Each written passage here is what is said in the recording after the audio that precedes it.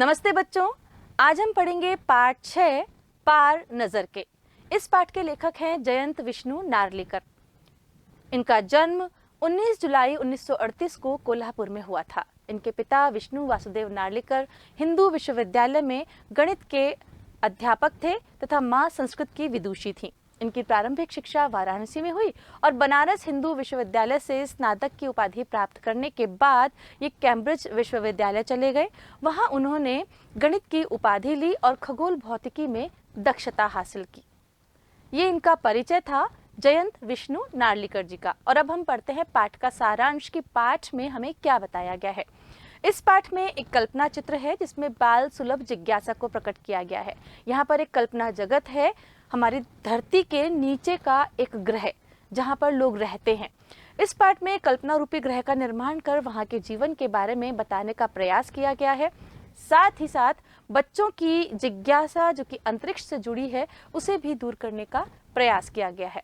बच्चों, शुरू करते हैं ये पाठ। वह एक सुरंगनुमा रास्ता था।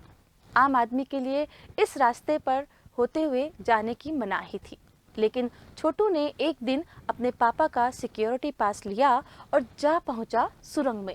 फिर क्या हुआ?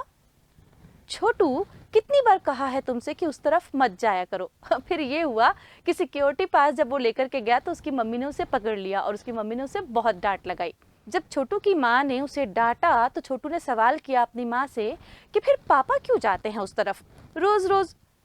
पापा को तो काम पर जाना होता है, उसकी माँ ने जवाब दिया। रोजाना यही वार्तालाप हुआ करता था छोटू की माँ और छोटू के बीच। उसी तरफ एक सुरंगनुमा रास्ता था और छोटू के पापा इसी सुरंग से होते हुए काम पर जाया करते थे। आम आदमी के लिए इस रास्ते से जाने की मनाही थी।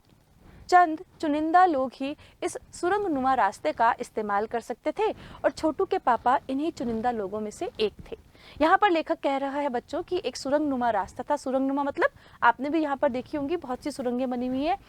उन सुरंगों में से होकर के उन्हें जाना पड़ता था, पर इस सुरंगनुमा रास्ते पर कोई भी आम आदमी नहीं जा सकता था। क्यों? क्योंकि मनाही थी। यहाँ पर कुछ चुनिंदा मतलब चुने हुए लोग जा सकते थे, जिनको वहाँ पर काम करने की परमिशन मिली हुई थी, इजाजत मिली हुई थी। तो छोटू के पापा भी उन लोगों में से एक थे जो उस रास्ते पर जा सकते थे। आज छुट्टी थी और छोटू के पापा घर पर ही आराम फरमा रहे थे। नजर बचाकर चोरी छिपे छोटू ने पापा का सिक्योरिटी पास हथिया लिया और चल दिया सुरंग की तरफ। है ना बाल सुलभ जिज्ञासा कि जिस काम के लिए मना किया जाए बच्चों को, वो काम वो जरूर करते हैं। आप भी करते हैं बच्चों। आपको जिस काम के लिए रोका जाता है ना, आप में एक जिज्ञासा उत्पन्न हो जाती है, क्यों यहाँ क्यों नहीं जाना, ये काम क्यों नहीं करना, जब बड़े करते हैं तो मुझे क्यों नहीं करना, मैं तो ऐसा काम करके ही रहूंगा। तो बस छोटू के मन में भी ये था कि जब पापा उस रास्ते पर रोजाना जाते हैं तो मैं क्यों नहीं जा सकता। छुट्टी वाले दिन उसने अपने पापा का सिक्योरिटी पास उठाया और उस सुरंगनुमा रास्ते की तरफ चल पड़ा। वैसे तो उनकी पूरी कॉलोनी ही जमीन के नीचे बसी थी। यह जो सुरंगनुमा रास्ता था ना, अंदर दिए जल रहे थे और प्रवेश करने से पहले एक बंद दरवाजे का सामना करना पड़ता था। दरवाजे में एक खांचा बना हुआ था। छोटू ने खांचे में कार्ड डाला, तुरंत दरवाजा खुल गया। छोटू ने सुरंग में प्रवेश किया। अंदर वाले खांचे में सिक्योरिटी पास आ पहुंचा था। उसे उठा लिया। कार्ड उठाते ही दरवाजा वापस बंद हो गया। छोटू ने चारों तरफ नजर दौड़ाई।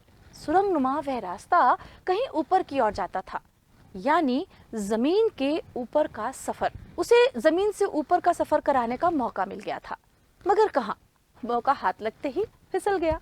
सुरंग में जगह जगह लगाए गए निरीक्षक यंत्रों की जानकारी छोटू को नहीं थी, मगर छोटू के प्रवेश करते ही पहले निरीक्षक यंत्र ने संदेहास्पद स्थिति दर्शाने वाली हरकत हुई।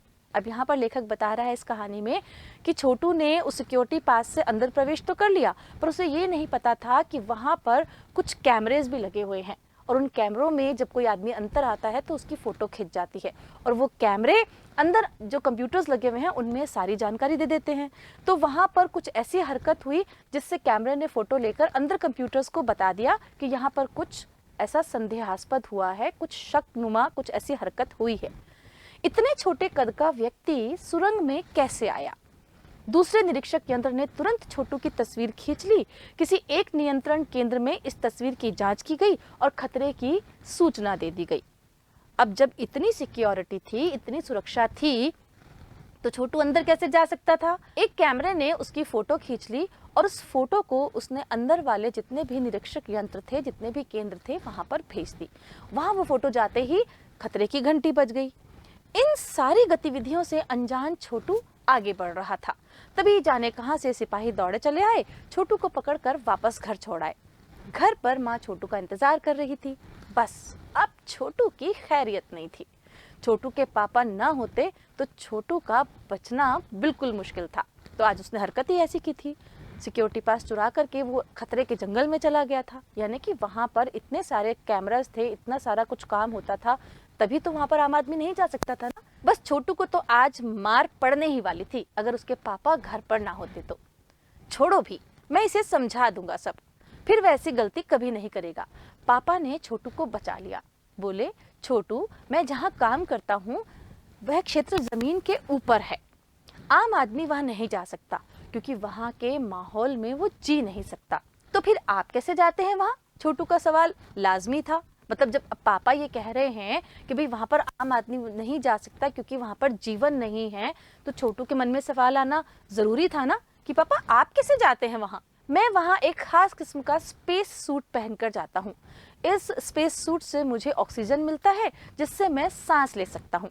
अब छोटू के पापा उसे बता रहे हैं कि अपनी कॉलोनी को छोड़ करके उस सुरंग नुमा रास्ते से जब मैं ऊपर जाता हूँ तो वहां पर मुझे खास किस्म का सूट पहनना पड़ता है, जैसा कि जब हम अपनी धरती यानी अपने ग्रह से हट करके अंतरिक्ष में जाते हैं। जब आपको पता है ना, अंतरिक्ष यान जाते हैं तो उसमें तरह तरह की सिक्योरिटीज होती हैं, बहुत सारे मेडिकल टेस्ट होते हैं, अलग से एक ड्रेस होती है, उनकी पूरा ड्रेसअप होता है जिससे वो भी वहाँ पर जाकर के सांस ले सके। वहाँ गुरुत्वाकर्षण शक्ति नहीं होती, उनकी स्किन पर, उनके हर चीज़ पर कोई फर्क ना पड़े। तो उसी तरह से छोटू के पापा को भी एक स्पेस सूट पहनकर जाना होता था।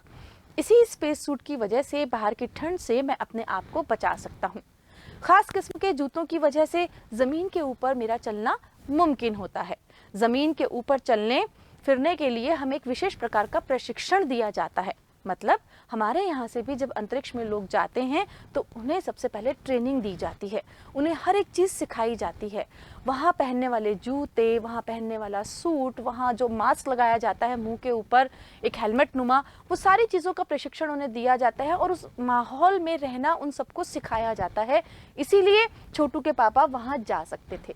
छोटू सुन रहा था, पापा आगे बताने लगे। एक समय था जब अपने मंगल ग्रह पर सभी लोग जमीन के ऊपर ही रहते थे। समझ गए बात? कहाँ की बात हो रही है? मंगल ग्रह की बात हो रही है। मतलब ये कहानी जो है मंगल ग्रह के लोगों से जुड़ी हुई है। तो वो उसके पापा बता रहे हैं कि हमारा मंगल ग्रह भी पहले रहने लायक हुआ करता था। यहाँ पर भी सभी लोग जमीन के ऊपर ही रहते थे, बगैर किसी तरह के यंत्रों की मदद के, बगैर किसी खास किस्म की पोशाक के हमारे पुरखे जमीन के ऊपर रहा करते थे। लेकिन धीरे धीरे वातावरण में परिवर्तन आने लगा। कई तरह के जीव धरती पर रहा करते थे, एक के बाद एक सब मरने लगे। इस परिवर्तन की जड़ में था सूरज में हुआ परिवर्तन। सूरज से हमें रोशनी मिलती है, उष्णता मिलती है। इन्हीं तत्वों से इन जीवों का पोषण होता है। अब यहाँ पे पापा क्या समझा रहे हैं कि मंगल ग्रह पे भी पहले जीवन था। हम जिस तरह से धरती पर जीवन यापन करते हैं उसी तरह से जीवन यापन वहां भी हुआ करता था। तो वहां का ये जीवन यापन कैसे खत्म हुआ? वहां का रहन सहन कैसे खत्म हुआ? खत्म हुआ सूरज में परिवर्तन से। आज हम जिस खतरे से डर रहे हैं वही खतरा शायद वहां पर रहा होगा। क्या खतरा है आज बच्चों?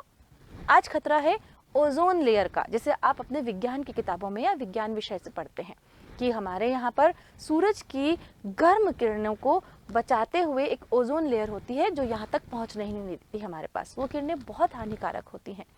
तो वो किरणें ओजोन लेयर से परावर्तित होकर के हमारे पास आती हैं। अगर वो ओजोन लेयर फटती चली जाएगी, उसका जो छेद है वो बढ़ता चला जाएगा, तो हमारे यहाँ त्वचा का कैंसर बढ़ता चला जाएगा। तो ये सारी परेशानियां भी मंगल ग्रह पर हुई होंगी, शायद इसलिए वहाँ की ऊपरी सतह पर जीवन समाप्त हो गया। पापा आगे बता रहे हैं कि इन्हीं तत्वों से जीवों का पोषण होता है। सूरज में परिवर्तन होते ही यहाँ का प्राकृतिक संतुलन बिगड़ गया। प्रकृति के बदले हुए रूप का सामना करने में यहाँ के पशु पक्षी, पेड़ पौधे, अन्य जीव अक्षम साबित हुए।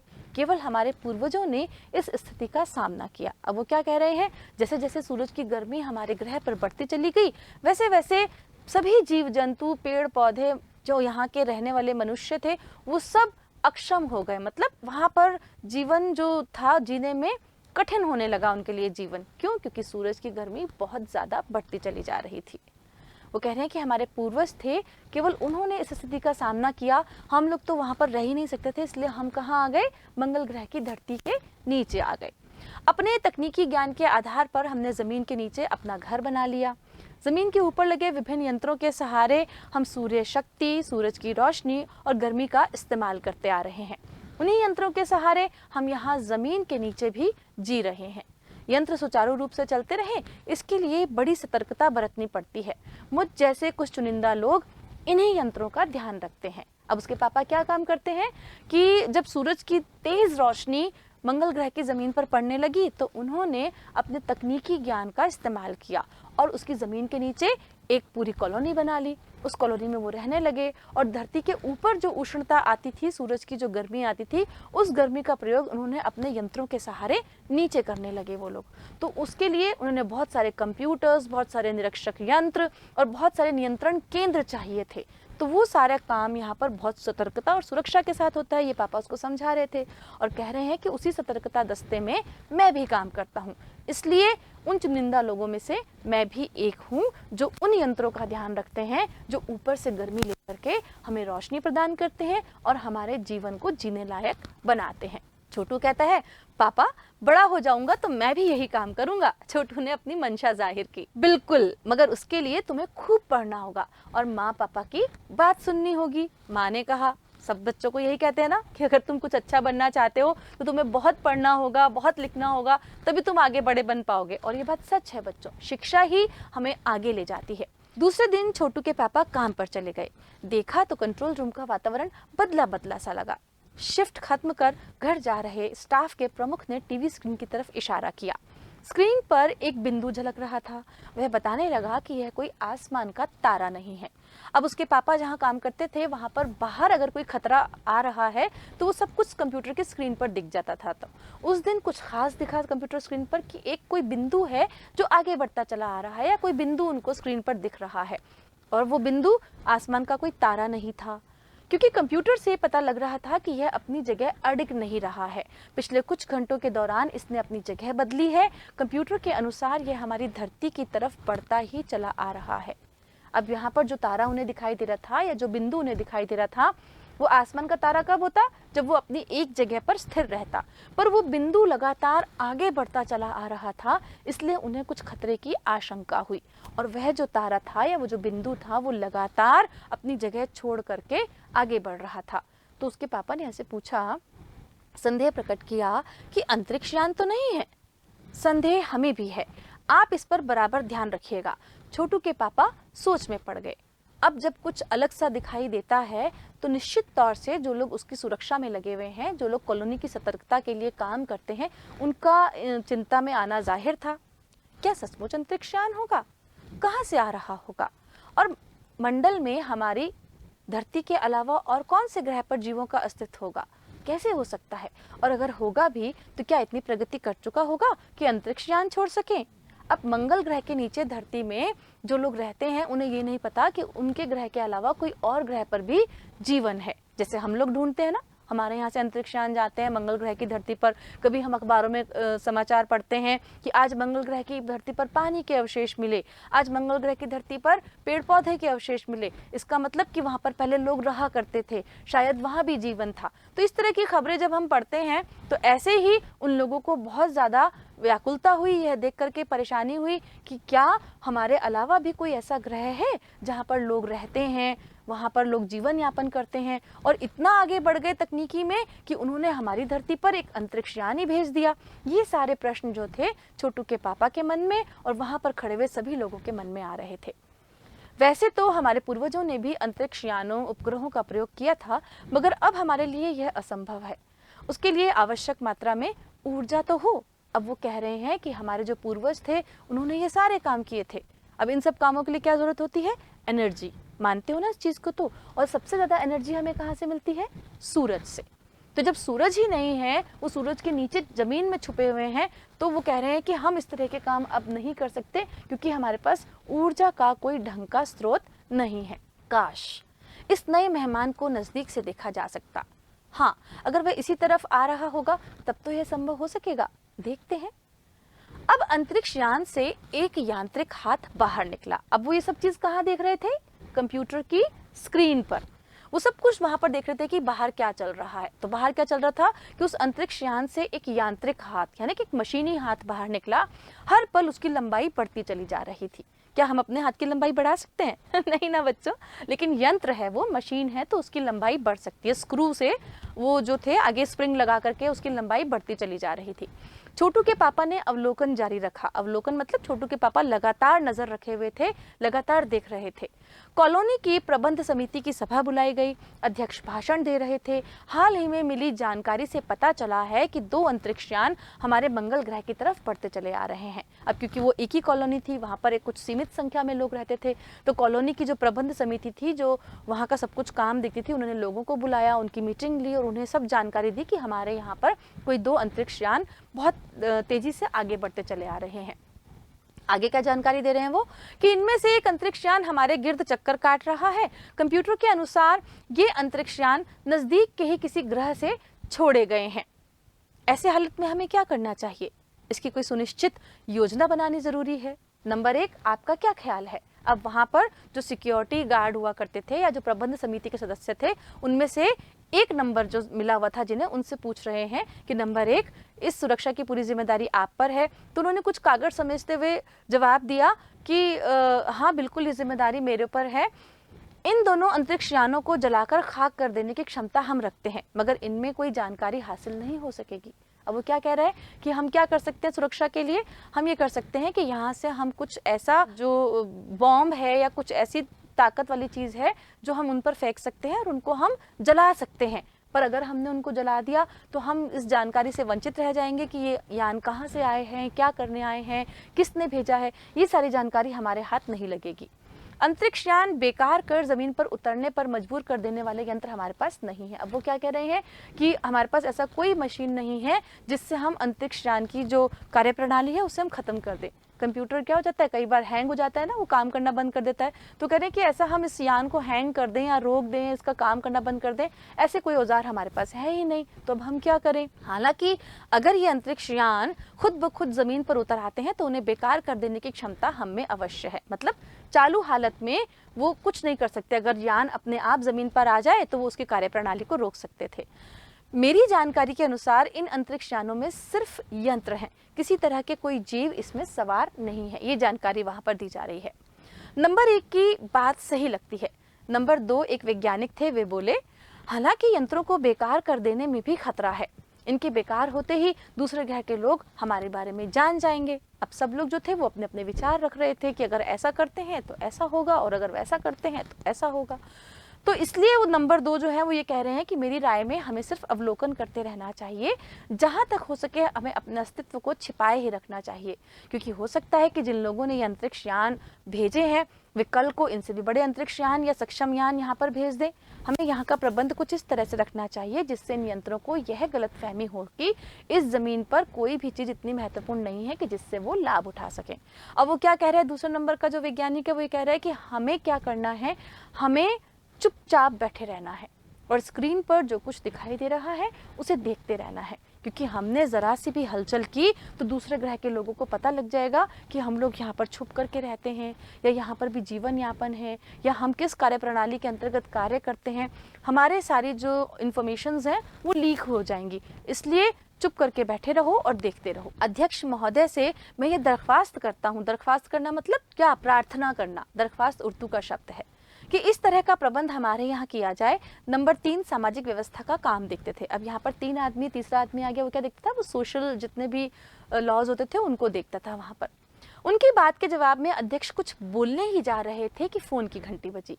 अध्यक्ष ने चौगा उठाया, चौगा मतलब फोन का रिसीवर उठाया। 1 मिनट बाद सभा को संबोधित करते हुए उन्होंने कहा, भाइयों, अंतरिक्ष यान क्रमांक 1 हमारी जमीन पर उतर चुका है। क्रमांक 1 मतलब नंबर 1। क्रमांक हम रोल नंबर लिखते हैं ना अपनी कॉपी पे, वैसे ही क्रमांक 1। वो कह रहे हैं कि 2 यहाँ पर अंतरिक्ष यान हमें दिखाई दे रहे थे, उनमें से एक यान जो है वो धरती पर उतर चुका है।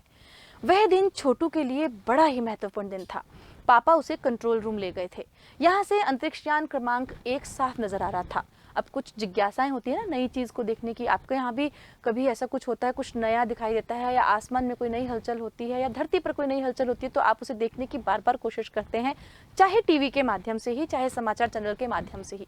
तो वो जब पता लगा लोगों को कि कोई एक अंतरिक्ष यान हमारी धरती पर उतरा है, तो उसे दिखाने के लिए छोटू के पापा उसे अपने कंट्रोल रूम में ले गए थे।